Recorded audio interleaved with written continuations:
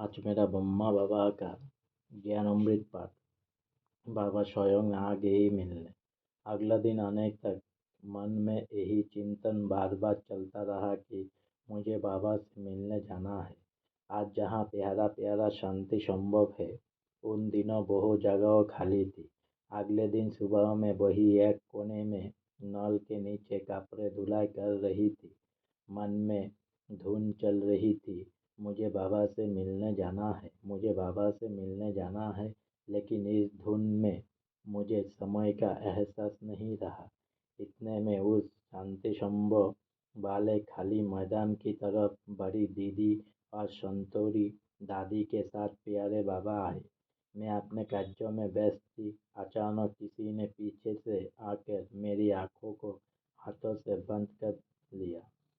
साबुन वाले हाथ होने के कारण मैंने अपने हाथों से उन हाथों को पकड़ा भी नहीं और हटाने की चेष्टा भी नहीं की, बल्कि मैं एक एक करके सभी बहनों के नाम उच्चारण लगी, लेकिन मेरी आंखों पर से हाथ नहीं हटी।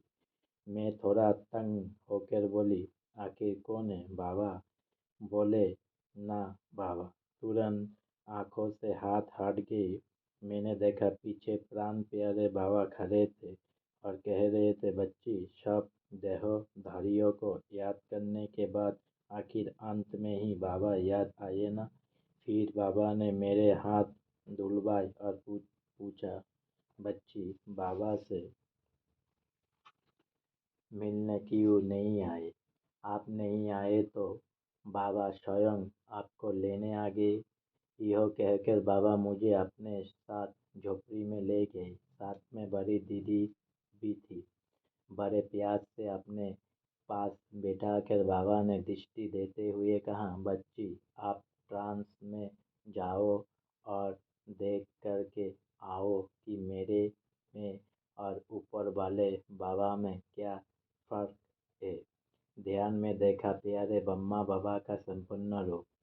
मैं ध्यान में चली गई। थोड़ी देर बाद जब मैं नीचे आई तो बाबा ने पूछा, अच्छा बच्ची, बाबा के पास जाकर आई? मैंने कहा, जी बाबा।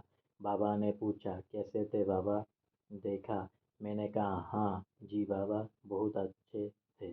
बाबा बोले, तो मैं ऊपर वाले बाबा अच्छे कैसे थे?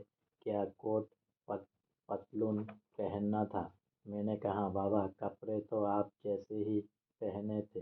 बाबा ने फिर पूछा, तो अच्छे कैसे थे? ऊपर वाले बाबा में क्या विशेषता थी? मैंने कहा, ऊपर वाले बाबा से चारों ओर प्रकाश ही प्रकाश निकल रहा था। वे मानव प्रकाश के बीच में ही विराजमान थे। फिर बाबा बोले, यह बाबा तो पुरुषार्थी है, इसीलिए आपको ऊपर भेजा कि पता पड़े कि दोनों बाबा साकार ब्रह्मा और अव्यक्त ब्रह्मा में क्या अंतर है। बाबा संदेशियों को ट्रांस में भेजकर यह वेरीफाई जांच करते हैं कि इस बाबा को पुरुषार्थ करके कहाँ तक पहुँचाना है। मैं तो उस समय पुरुषार्थ की इस गुच्छता को समझाती ही नहीं थी। फिर बाबा ने कहा, अरे बच्ची, आपका इतना अच्छा ट्रांस ध्यान का पाठ है, बाबा तुमको जयपुर भेजना चाहते हैं, जाओगी? मैं बोली, जरूर जाऊंगी बाबा। मेरी सहमति होने पर प्यारे बाबा ने मुझे जयपुर भेज दिया। बाबा ने 6 मास बाद मधुबन में यह जानने के लिए मुझे बुलाया कि मुझे जयपुर में अच्छा लगता है या नहीं। इतने बच्चे होते हुए भी बाबा एक एक का इतना ख्याल रखते हैं। आज मेरा ब्रह्मा बाबा का ज्ञान अमृत पाठ यहीं पर समाप्त होता है। इसीलिए फिर से बोलिए ओम शांति और ज़्यादा से ज़्यादा सब्सक्राइब करिए और ज़्यादा से ज़्यादा लाइक करिए मेरे चैनल को। ओम शांति।